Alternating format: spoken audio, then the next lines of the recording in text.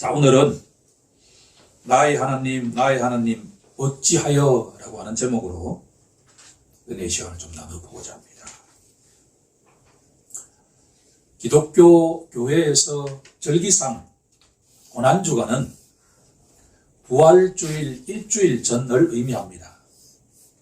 오늘이 2000년 전 예수님께서 예루살렘으로 입성한 것을 기념하는 절기인 종료주일입니다.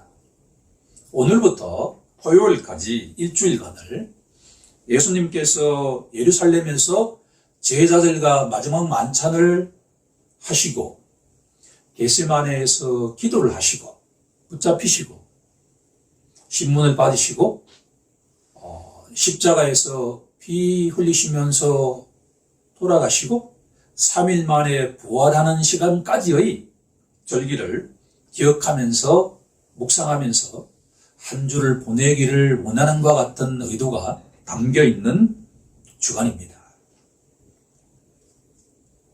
오늘 말씀을 보면 예수님께서 신문을 받으시고 십자가에서 있는 장면입니다. 본문 45절을 보면 제6시, 오늘날의 시간으로 보면 난 12시입니다. 난 12시부터 정확하게 3시간이 지나자 예수님께서 죽으시는데 성경은 그 죽는다는 걸 어떻게 표현하고 있냐 그러면 예수의 영혼이 육체에서 떠났다라고 표현하죠. 참 의미 있는 내용입니다. 죄의 삭선 사망이요, 인간이 죽는 것은 바로 죄 때문인데 그 죽음이라고 하는 것은 영혼 불면의 그 영혼이 바로 육체를 떠나는 것이다. 그런데 죄가 없으신 예수님은 왜 죽으셔야 할까라고 하는 것이 근본적인 질문이지요. 그런데 온 땅에 어둠이 임했다라는 구절부터 한번 시작해 보도록 하죠. 예수님의 모든 공생의 33년은 구약 예언의 성취입니다. 아모스서에 가게 되면 아모스 8장 9절에 가게 되면 이렇게 예언하고 있습니다. 주 여호와의 말씀이니라. 그 날에 내가 해를 대낮에 지게 하여 백주의 땅을 캄캄하게 하리라.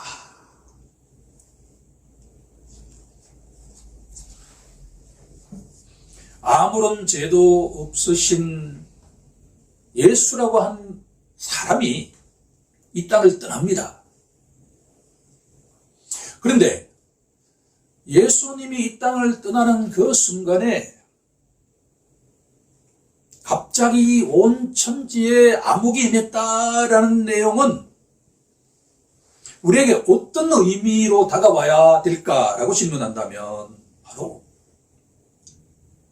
예수님의 12 제자들은 만 3년간 날마다 동고동락하면서 하늘의 신비를 듣고 믿음을 고백했던 그 12 제자들은 그 십자가 상에서 한 사람도 남아있지 않고 다 도망간 상태다라고 하는 거예요.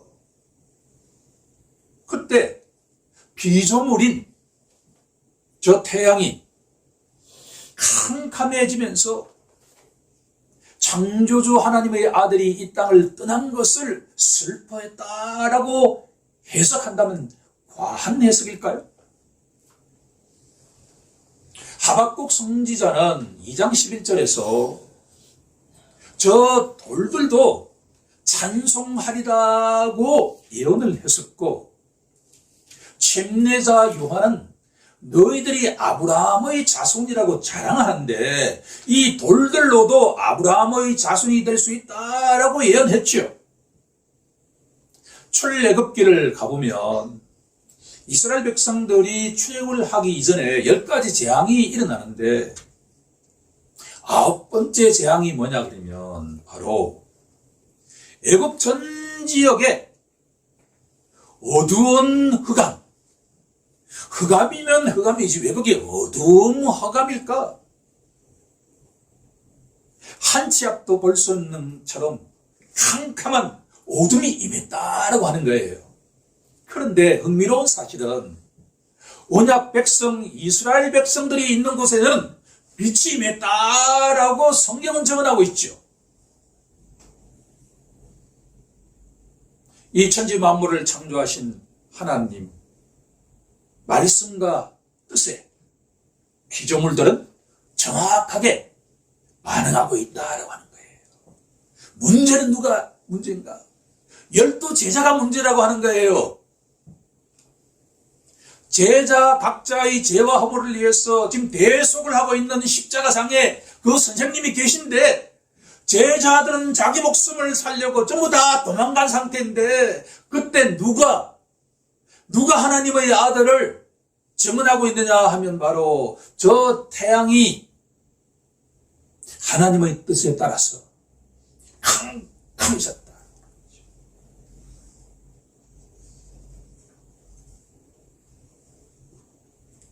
오늘 본문을 이해하는 데 가장 중요한 내용은 바로 46절에 나와 있는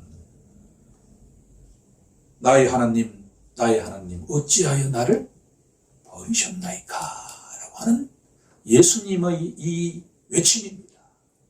절규입니다.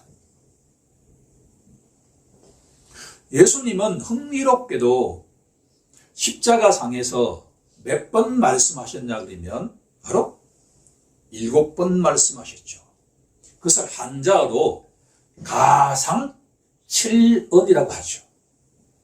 십자가상에서 7번 말씀하셨다라고 하는 것을 한자어로 가상칠언이라고 하는데 여기에 나와 있는 이 나의 하나님 어찌하여 나를 버리셨나이까 라는 말씀은 몇 번째 해당될까라고 질문한다면 바로 정중앙에 있는 4번째 말씀이다 라고 하는 거죠. 예수님은 하나님으로부터 철저하게 버림을 받으셨습니다. 첫 번째 갈로 정답은 버림입니다.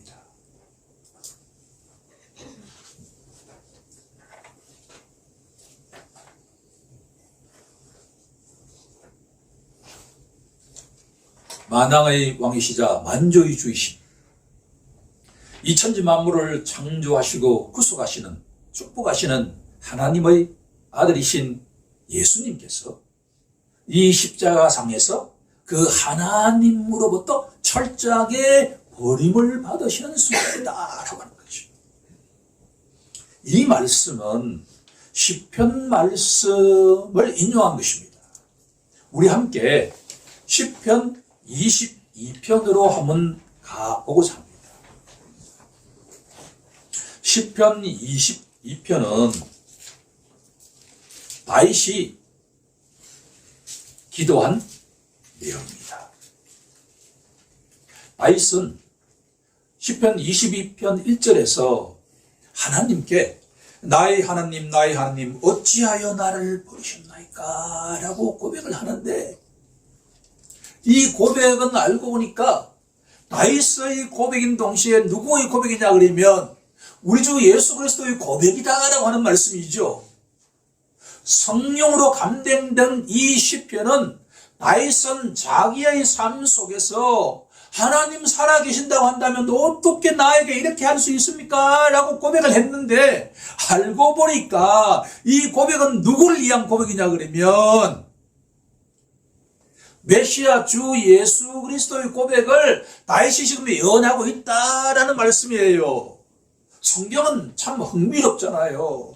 다윗은 정확하게 몰라요. 이게 그냥 자신의 삶 속에서 하나님 살아계신다 그러면 어떻게 나에게 이런 일이 일어날 수가 있죠? 라고 고백하고 있는데 그게 알고 보니까 1000년이 지나고 난 뒤에 예수 그리스도께서 십자가상에서 4번째 말씀하시는 말씀이다 라고 하는 거예요.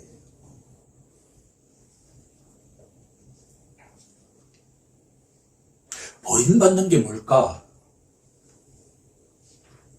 우리가 남녀 관계에서 드라마라든가 영화라든가 소설 등등을 보게 되면 버림받다라고 하는 단어의 의미를 가지고 있잖아요. 성경에서 말하는 버림받다라고 하는 의미가 뭘까? 라고 질문한다면 제가 주보 뒤쪽에 정리를 해 놓았는데 세 가지 의미를 가지고 있다라고 볼 수가 있습니다. 첫 번째는 바로 어둠의 세력에게 예수님께서 버려지신다라는 의미입니다.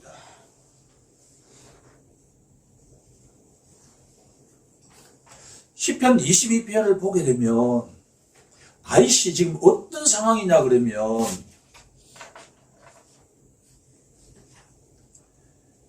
시편 22편 12절에 가게 되면 많은 황소가 나를 에워싸며 바산의 힘센 소들이 나를 둘러쌌으며 16절에 가게 되면 개들이 나를 에워쌌으며 악한 무리가 나를 둘러 내 수족을 찔렀나이다. 21절에 가게 되면 나를 사자의 입에서 구해 주옵소서. 다윗이 시인이기 때문에 다양한 단어를 통해 가지고 본인이 처해 있는 상황의 다윗을 둘러싸고 있는 대적들이 얼마나 다양한지를 설명하고 있는데 이것은 바로 예수 그리스도를 참소하는 자다라고 하는 거죠. 바로 영적 어둠의 세력과의 전투를 하고 있다라는 말씀이에요. 이 순간에 사탄을 비롯한 영적 어둠의 세력들은 개가를 올렸을 것입니다. 야, 이제야 우리가 승리했다. 예수를 십자가에 못 박게 했으니 우리는 승리자라고 외치는 것과 같은 순간이다라고 하는 것이요. 하나님의 아들께서 십자가 상에서 그 어둠의 세력들에게 철저하게 버림을 받고 있는 순간이다라고 하는 거예요.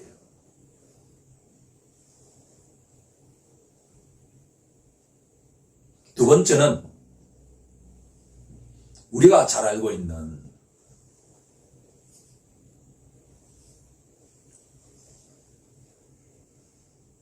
하나님과 우리를 갈라놓은 주된 이유가 죄와 죄악이잖아요.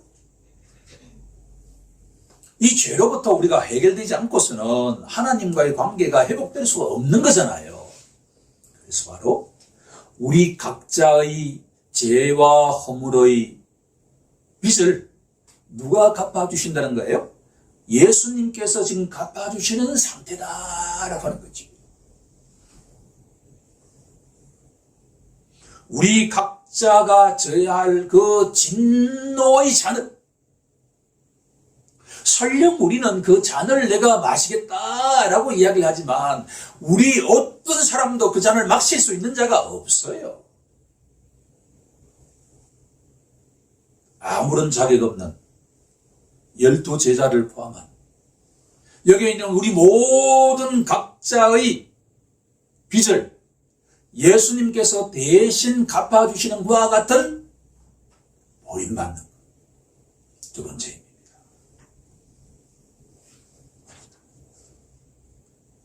세 번째 의미는 뭐냐 그러면 바로 이 세상에서 가장 수치스러운 것과 같은 상태에 처하게 된다라고 하는 거죠.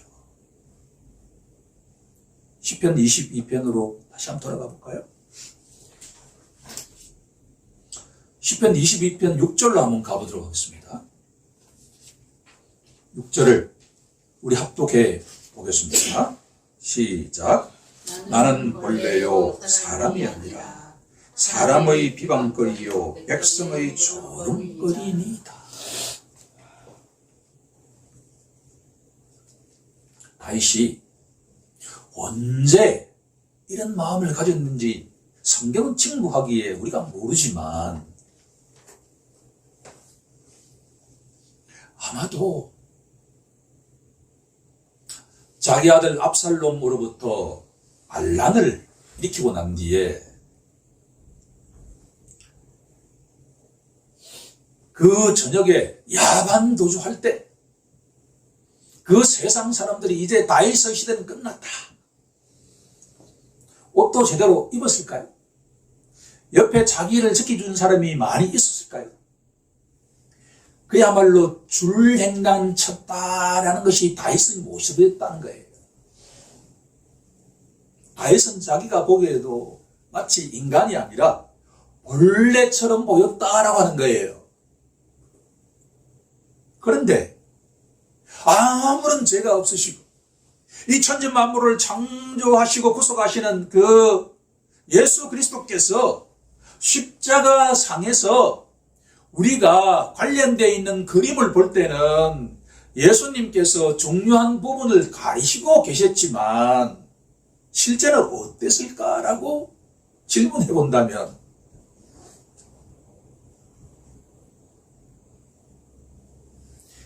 인간이 가장 수치스러울 때가 언제일까요?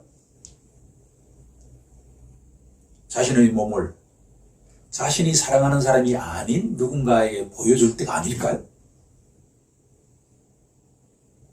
예수님께서 그냥 관광하시기 위해서 이 땅에 오신 것이 아니라 아무런 자격 없는 제자들, 중요한 순간에 다 도망간 그 제자들, 여기 모인 우리 각자도 예수님 앞에 드러낼 게 아무것도 없단 말이에요.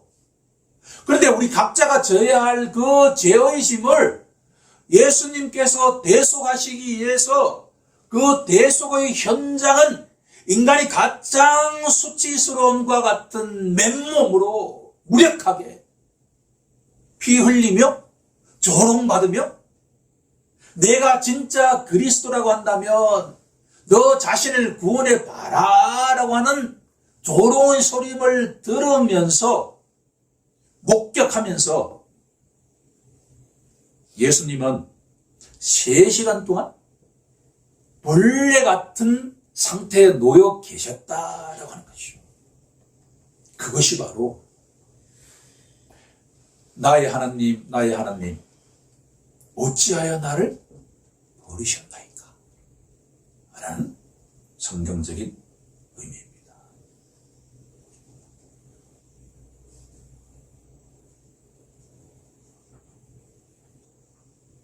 이 3가지를 다 종합해보면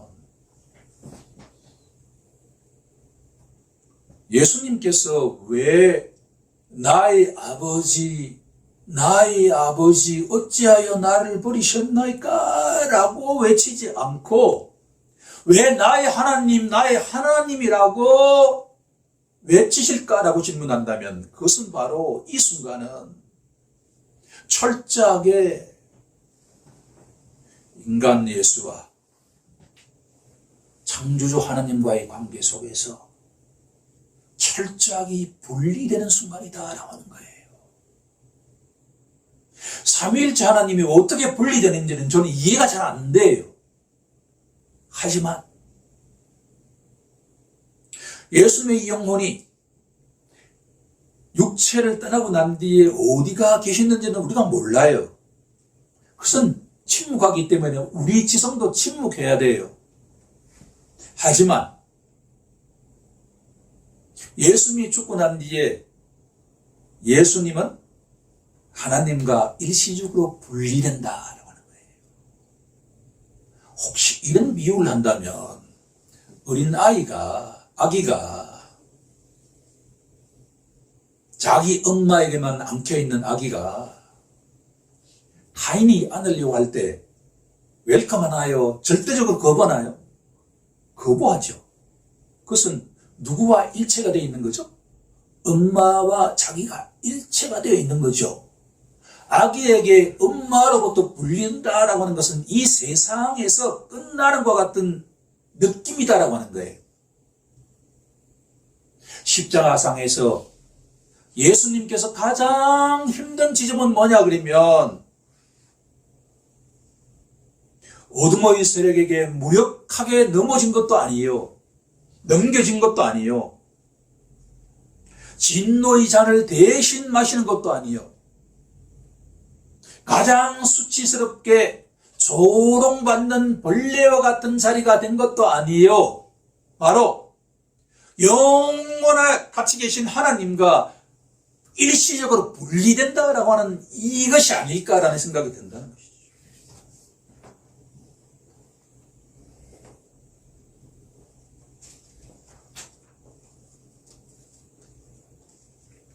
시편 22편은 우리에게 이처럼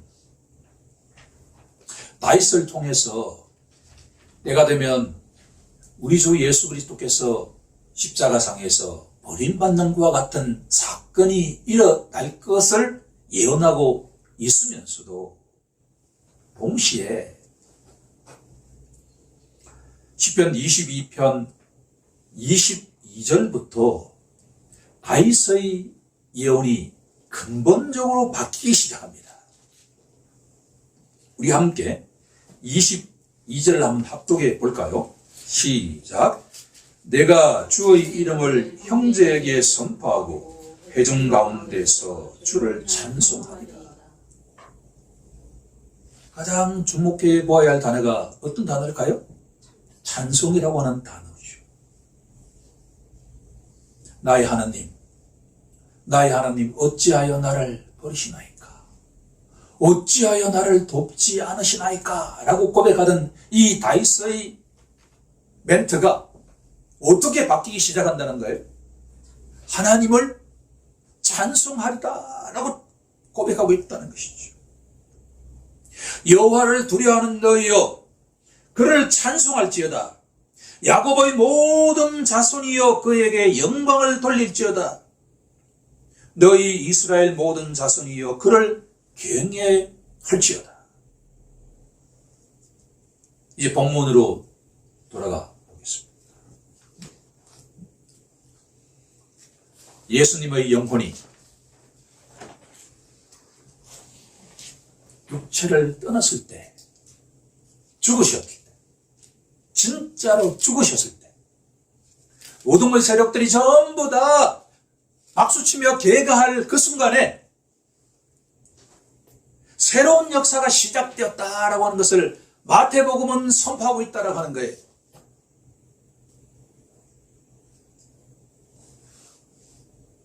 (51절에) 가보면 이에 예수님께서 완전하게 죽었을 때 성소 휘장이 위로부터 아래까지 찢어져서 둘이 되었다라고 선포하고 있습니다.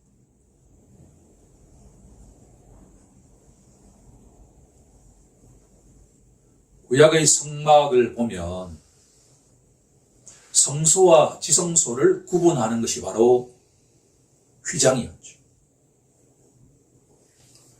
그 지성소에는 아무나 들어갈 수가 없고 하나님이 임명하신 대제사장이 1년 가운데에도 딱 한 번 대속죄 일례만 들어갈 수 있는, 그 경우에도 그 대제사장이 살아나온다는 보장이 없는, 그 정도로 하나님 율법 말씀대로 철저하게 준비하고 지키지 않으면 대제사장마저도 죽을 수 있는 그 휘장이 십자가상에서 예수님께서 죽으시는 그 순간이 휘장이 어떻게 됐다는 거예요?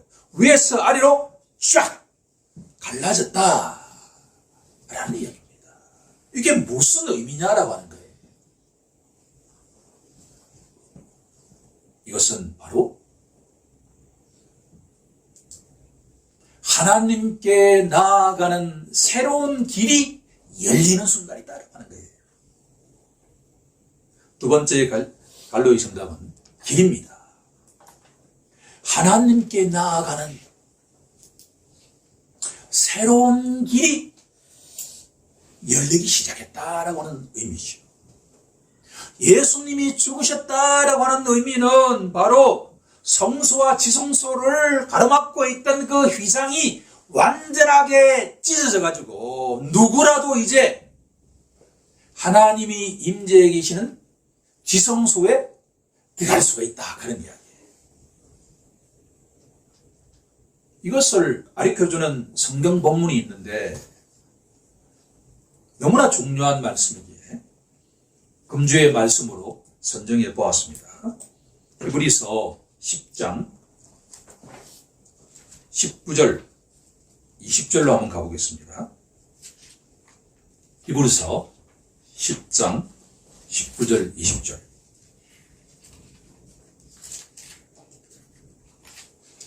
같이 합독합니다. 시작.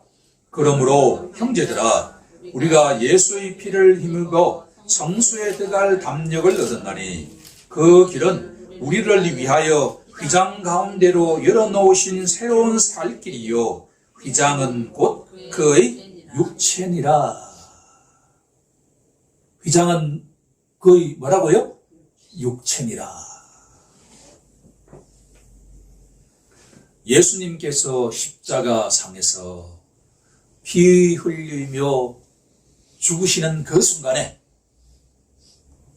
성소와 지성소를 가로막고 있던 그 휘장이 완전하게 제거되었다. 19절에 보시면 그러므로 형제들아 예수를 이제 믿는 모든 형제 자매들은 유대인이든지 이방인이든지 한국 사람이든 일본 사람이든 중국 사람이든 미국 영국 사람이든 관계없이 누구라도 예수를 믿는 자는 예수의 피를 힘입어 어디에 들어갈 담력을 얻다는가요? 성소. 여기서 말하는 성소는 이 성막 안에 있는 성소, 지성소가 아니라 저 하늘에 있는 성소를 말하는 거예요. 하늘의 성소에 들어갈 수 있는 담력을 얻었다. 그 담력을 가지고 이제 우리는 언제든지 누가 앞에 갈 수 있다는 거예요. 하나님 앞에 나아갈 수가 있게 되었다라고 하는 거죠.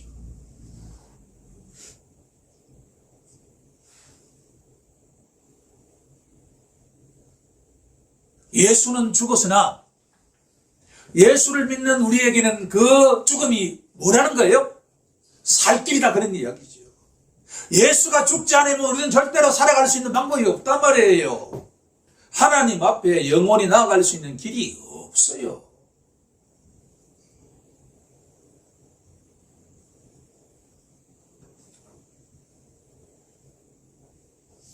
하늘의 밀이 땅에서 떨어져서 그 밀이 죽으면 수많은 열매를 맺듯이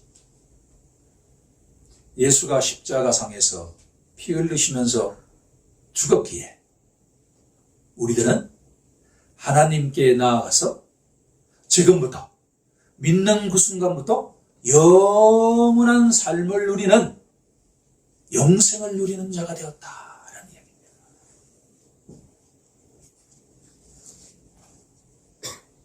고난주간은 한편으로는 하나님으로부터 버리심을 받으신 우리 주 예수 그리스도의 그 고난을 묵상하는 시간이기도 하지만 그 고난 이면에는 무엇이 있다는 거예요?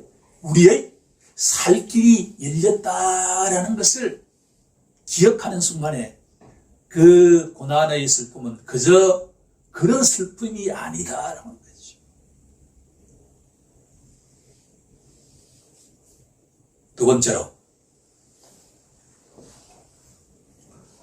십자가 보혈이 우리에게 새로운 살 길이 되었다고 한다면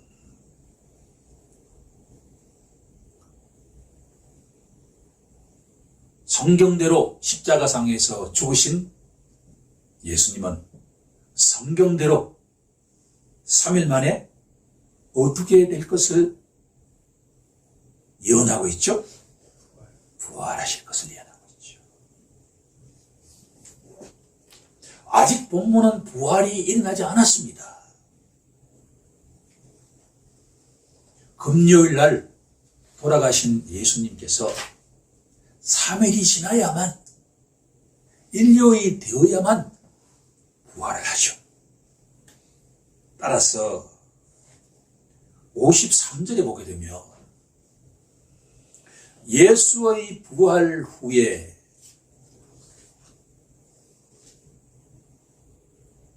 3일 지나고 난 뒤에 성경 말씀대로 예수님이 죽으신 지 3일 만에 부활하신 후에 일어날 일들을 마태가 예언하고 있다라는 말씀이죠.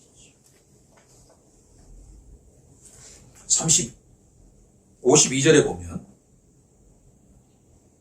무덤들이 열리며 자던 성도의 몸이 많이 일어나되, 성경에서 많이 논란되는 구절입니다. 요걸 그대로 읽으면 어떻게 되느냐. 예수님이 죽으신 순간에 뭐예요? 무덤들이 막 열렸다, 이렇게 읽혀질 수 있잖아요. 원어를 보고 영어를 봐도 다 엔드로 되어 있어요. 문자 그대로 해석하면 예수님의 영혼이 떠나시는 순간에 무덤들이 막 열렸다, 이렇게 해석될 여지가 있는데, 이걸 성경 전체로 해석해 보면 바로 53절에 나와 있는 것처럼 예수님께서 첫 부활의 열매가 되시고 난 뒤에 일어날 일들을 마태복음은 기수라고 예언하고 있다라고 해석하는 것이 가장 적절해 보입니다. 따라서 세 번째 갈로의 정답은 바로 부활입니다.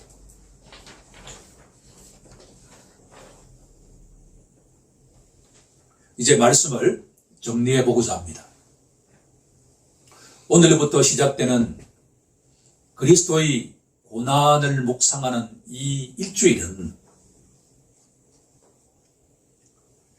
우리의 허물과 죄를 위해서 십자가에서 고난을 받으신, 보임받으신 예수님의 그 사건을 묵상하는 동시에 우리는 그 십자가 사건이 바로 하나님께 나아갈 수 있는 새로운 살 길이 열렸다는 것을 기억하는 시간이 되면 좋겠고, 또 예수님은 죽으셨지만 3일 만에 부활하셨고 그 당시 사람들에게는 부활할 것이다 라고 하는 것을 믿음으로 받아들이는 것과 같은 시간이었다는 것입니다. 우리 또한 부활의 첫 열매가 되신 예수님을 기억하면서 예수님과 연합된 그리스도인들은 그 누구라도 그리스도와 함께 죽고 그리스도와 함께 부활한 부활의 실존이라는 것을 기억하면서 나아가는 우리 모두가 되길 간절히 소망합니다. 우리 다 함께 통성으로 기도하는 시간 갖도록 하겠습니다.